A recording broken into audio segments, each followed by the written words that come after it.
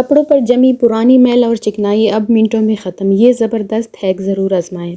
आज मैं आपको कपड़ों से मैल और चिकनाई के सख्त दाग ख़त्म करने का ज़बरदस्त तरीका बताने जा रही हूँ। जहाँ जहाँ कपड़ों पर दाग हों, जैसे कॉलर और शोल्डर पर और कफ पर, तो वहाँ आपने थोड़ा सा शैम्पू डालना है और ब्रश की मदद से हल्का सा रगड़ लें। उसके बाद कपड़ों को बग़ैर धोए सीधा वॉशिंग मशीन में डाल दें। अब आपने जो सर्फ़ या डिटर्जेंट इस्तेमाल करना है वो 3 से 4 किस्म के वॉशिंग पाउडर मिक्स करके बनाएं। 2 महंगे और 1 या 2 सस्ते वॉशिंग पाउडर मिलाकर एक मिक्सचर तैयार कर लें और उसे महफूज रख लें। जब भी कपड़े धोएं, कपड़ों की मिकदार के मुताबिक यही मिक्सचर इस्तेमाल करें।